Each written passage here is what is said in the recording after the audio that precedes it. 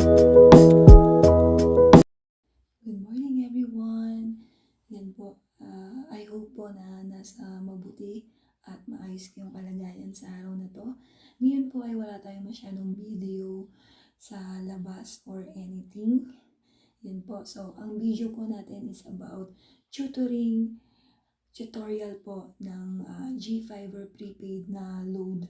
Kung paano po siya mag-load sa GCash and Globe One app. Magkaiba po kasi sila, pero dito po makikita po ninyo kung ano yung difference nila. Ang una ko pong ipapakita sa inyo at ituturo namin sa inyo kung paano mag-load sa GCash. Sana po mag-stay tuned kayo hanggang mag-end po itong video natin para po matutunan po ninyo. At napakadali lang naman po at napaka-simple.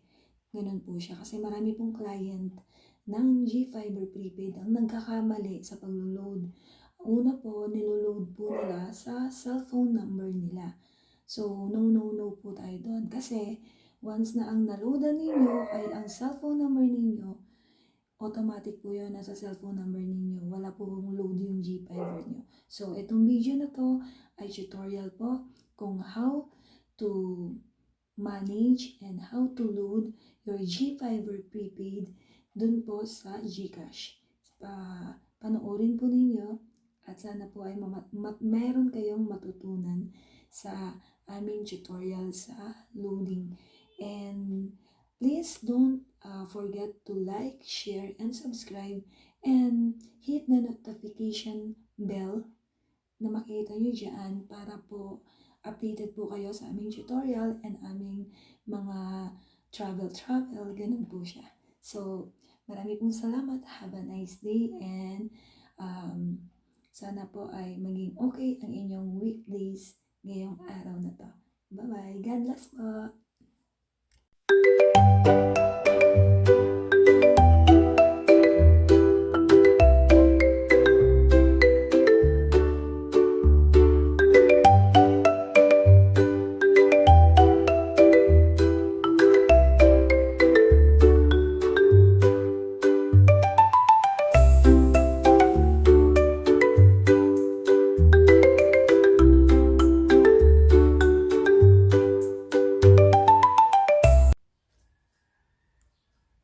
Hello po, para po makapag-load tayo ng GFiber natin. So, unang process po ng pag-load natin, pwede po sa GCash. So, ang gagawin po natin ngayon ay GCash po. Maglo-load tayo gamit ang GCash. Kung makikita niyo po, meron na akong load na 202. So, ang weekly po ng GFiber is 199. So, ngayon po, kiklik po natin or itap natin yung load. Tapos, hanapin po natin yung broadband. Ito po.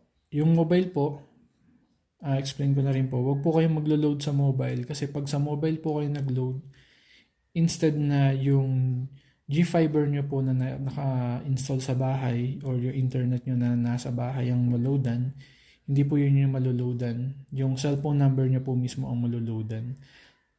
So, ang gagawin po natin, click po natin itong broadband. Yan. Kung makikita niyo po, meron na pong GFiber dito. Huwag niyo pong load dito. Huwag niyo pong loadan yung iba. Ito po tayo sa GFiber.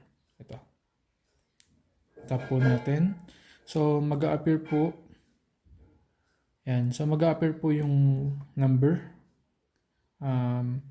Kung makikita nyo po, tinap na natin yung GFiber, merong by load 4. Anong number po ba yung niregister nyo sa GFiber nyo? So, ito po yung number ko na niregister sa GFiber namin.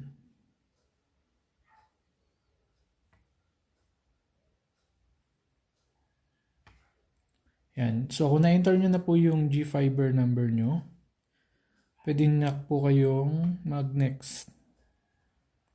Tapos, pwede na po kayong, i-verify nyo po kung tama po yung number. Tapos, proceed nyo po. Yes, proceed. Tapos, pili po kayo ng gusto nyong subscription. Pwede po yung 100 Mbps na ang weekly po or 7 days is $399. Pwede rin naman po yung 30 days, 1299. Tapos pwede rin naman po yung 365 days, yung 12,999. So ngayon po, dahil nga po sabi ko sa inyo, 199 po yung load natin, yung 50 Mbps lang po. Yan. So pipili po tayo ng subscription sa 50 Mbps. Ano po ba yung gusto nyo? 7 days, 15 days, 30 days, or 365 days. So lahat po ng lahat po ng amount na to is 50 Mbps unlimited.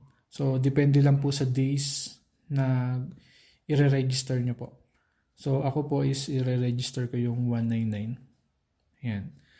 Then buy now.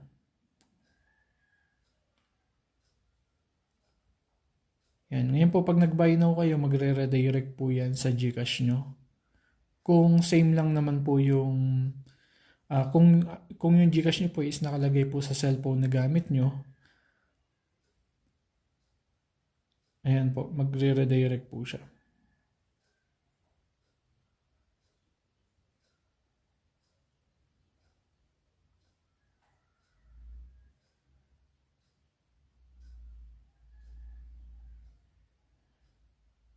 Ay, yung sinasabi ko po pala, Globe One po pala yun. Dahil ito po pala, nakadirect na tayo sa GCash. So, ang mangyayari po, magbabayad na lang po tayo sa 50 Mbps na 199 yung price. Yan po. So, pay na po natin. Yan. Ibig sabihin po, meron na po tayong, ito pa i-close nyo lang po yan. Meron na po tayong registered na 199. So, ngayon po, antayin na lang po natin yung subscription na ite-text sa atin. So, ito po yung subscription na na-expired na yung load. Ngayon po, antayin lang po natin yung isang subscription na registered na tayo. Antayin lang po natin. Check natin kung nabawas na. Ayun. So, nabawas na po yung load.